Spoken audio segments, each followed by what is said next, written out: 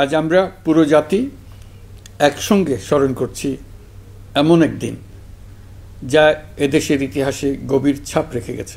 5ই August শুধু একটি বিশেষ দিবস নয়, এটি একটি প্রতিজ্ঞা, গণজাগরণের উপাখ্যান এবং ফ্যাসিবাদী শাসন থেকে জাতির পুনর্জন্মের দিন। আজ আমি গভীর শ্রদ্ধার সঙ্গে স্মরণ করছি 1971 সালের স্বাধীনতা যুদ্ধের সকল বীর মুক্তিযোদ্ধাদের, যাদের আত্মত্যাগে আমরা পেয়েছি স্বাধীন সার্বভৌম বাংলাদেশ। 1971 সালে সাম্য, মানবিক মর্যাদা ও সামাজিক ন্যায় বিচার প্রতিষ্ঠার লক্ষ্যে এদেশের জনগণ সশস্ত্র মুক্তিযুদ্ধে অংশগ্রহণ করেছিল। লাখো প্রাণীর বিনিময়ে একটি স্বাধীন রাষ্ট্র প্রতিষ্ঠা হয়েছিল। কিন্তু স্বাধীনতার অর্ধ শতাব্দী পরেও এদেশের মানুষ সুবিচার ও গণতন্ত্র থেকে বঞ্চিত হয়েছে, বৈষম্যের শিকার হয়েছে। 2024 সালের উত্তাল জুলাই ছিল বাংলাদেশের ইতিহাসে এক সংকটময় অধ্যায়, 16 বছরের পুঞ্জীভূত ক্ষোভের বহিঃপ্রকাশ। এদেশের এই বিপুল সংখ্যক তরুণরা 16 বছর ধরে ক্রমাগত হতাশায় নিমজ্জিত ছিল। ভালো ফলাফল করেও চাকরির জন্য ক্ষমতাসীনদের দুয়ারে দুয়ারে ঘুরেছে। চাকুরিকে ঘিরে তৈরি হয়েছিল দুর্নীতি, স্বজনপ্রীতি আর তদবির বাণিজ্য। যে তরুণ ঘুষ দিতে পারেনি, এলাকার মাফিয়াদের সঙ্গে সখ্য গড়ে তুলতে পারেনি, তার চাকরি হয়নি। সরকারি চাকরিতে বৈষম্যমূলক কোটা পদ্ধতি, যেটা মূলত ছিল দুর্নীতি ও স্বজনপ্রীতির আরেকটা হাতিয়ার, এর বিরুদ্ধে তরুণ সমাজ দীর্ঘদিন ধরে প্রতিবাদ বিক্ষোভ করলেও ফ্যাসিবাদী শাসকের টনক নড়েনি। দীর্ঘ এই সময় প্রতিটি সেক্টরে মাফিয়াতন্ত্র কায়েম করে একটি সুবিধাভোগী শ্রেণী তৈরি করা হয়েছিল, যারা আর্থিক ও অন্যান্য সুবিধার বিনিময়ে স্বৈরাচারের পক্ষে কথা বলবে, কাজ করবে। স্বৈরাচারের পক্ষের সঙ্গী হলেই তার চাকরি হবে, কাজ মিলবে। সরকারি প্রতিষ্ঠান, শিক্ষা প্রতিষ্ঠান, অর্থনৈতিক প্রতিষ্ঠান, এমনকি বিচার ব্যবস্থা, আইনশৃঙ্খলা বাহিনী, গণমাধ্যম ও সাংস্কৃতিক মণ্ডলেও এই ধরনের সুবিধাভোগী শ্রেণী তৈরি হয়েছিল। এদেশের গরিব মেহনতি মানুষের পয়সা লুট করে পতিত ফ্যাসিবাদ ও তাদের সহযোগীরা এক একজন টাকার পাহাড় গড়ে তোলে। সীমাহীন দুর্নীতির কবলে পড়ে অর্থনীতি ভেঙে পড়ে। এই দেড় যুগে প্রতিটি ন্যায্য দাবি, প্রতিবাদ, বিক্ষোভ চলাকালে পুলিশের পাশাপাশি দলীয় সন্ত্রাসীরা অস্ত্র হাতে আন্দোলনকারীদের পিটিয়েছে। গত 16 বছরে যারাই সরকারের সমালোচনা করেছে, নাগরিকদের অধিকারের পক্ষে কথা বলেছে, তাদেরকে গ্রেফতার অথবা গুম করা হয়েছে। লাখ লাখ বিরোধী দলীয় রাজনৈতিক নেতাকর্মীদের নির্বিচারে আটক, গ্রেফতার করা হয়েছে। এই ভয়াবহ পরিস্থিতিতে 24 জুলাইয়ে দেশের ছাত্র সমাজ, তরুণ প্রজন্ম, সাধারণ মানুষ সবাই একত্রিত হয় এক নতুন দিনের প্রত্যাশায়। সমস্বরে তারা বলে ওঠে, এবার ফ্যাসিবাদকে যেতে হবে।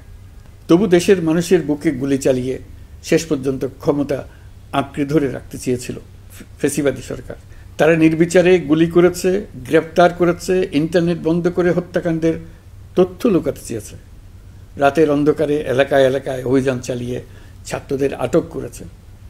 গুলিবিদ্ধ আহতদের তারা হাসপাতালে চিকিৎসা নিতে দেয়নি। হাসপাতালগুলোকে নির্দেশ দেওয়া হয়েছিল যেন আহতদের ভর্তি না করা হয়। এই কারণে বহু মানুষ চিকিৎসা না পেয়ে চিরতরে দৃষ্টি হারিয়েছে, পঙ্গু হয়েছে। আজ জুলাই গণ অভ্যুত্থান দিবসে আমি জাতির সূর্য সন্তান জুলাই শহীদদের গভীর শ্রদ্ধার সঙ্গে স্মরণ করছি, তাদের আত্মার মাগফিরাত কামনা করছি। জুলাইয়ে যারা আহত হয়েছেন, চিরতরে পঙ্গু হয়েছেন, দৃষ্টি হারিয়েছেন, জাতির পক্ষ থেকে আমি তাদের প্রতি শ্রদ্ধা ও কৃতজ্ঞতা জানাচ্ছি। এই জাতি আপনাদের কাছে চিরকৃতজ্ঞ থাকবে। গত বছর ডিসেম্বর মাসে জুলাই গণ অভ্যুত্থানে শহীদ পরিবার ও আহতদের কল্যাণ ও যাবতীয় বিষয়াদির প্রশাসনিক দায়িত্ব মুক্তিযুদ্ধ বিষয়ক মন্ত্রণালয়ের উপর ন্যস্ত করা হয়েছে। এখন পর্যন্ত 836টি শহীদ পরিবারের মধ্যে 775টি শহীদ পরিবারকে মোট 98,40,00,000 টাকার সঞ্চয়পত্র ও মাসিক ভাতা বাবদ ব্যাংক চেক দেওয়া হয়েছে। অবশিষ্ট যারা আছেন তাদেরও কয়েকটি বিষয় নিষ্পত্তি সাপেক্ষে সঞ্চয়পত্র দেওয়ার প্রক্রিয়া চলছে। এর পাশাপাশি আহত 13,800 জন জুলাই যুদ্ধকে 3টি ক্যাটেগরিতে নগদ টাকা ও চেক বাবদ মোট 153,4,00,000 টাকা প্রদান করা হয়েছে। এর মধ্যে 78 জন অতি গুরুতর আহত জুলাই যোদ্ধাকে সিঙ্গাপুর, থাইল্যান্ড, তুরস্ক এবং রাশিয়ায় উন্নত চিকিৎসার জন্য পাঠানো হয়েছে এবং চিকিৎসা ব্যয় বাবদ এ পর্যন্ত 97,50,00,000 টাকা ব্যয় হয়েছে। জেলা উপজেলা পর্যায়ে সকল সরকারি হাসপাতাল বা ক্লিনিক বা স্বাস্থ্যকেন্দ্র, মেডিকেল কলেজ হাসপাতাল এবং সরকার কর্তৃক নির্ধারিত বিশেষায়িত হাসপাতালগুলোতে সকল শ্রেণীর আহত জুলাই যোদ্ধাদের অগ্রাধিকার ভিত্তিতে বিনামূল্যে চিকিৎসা সেবা দেওয়ার সিদ্ধান্ত হয়েছে।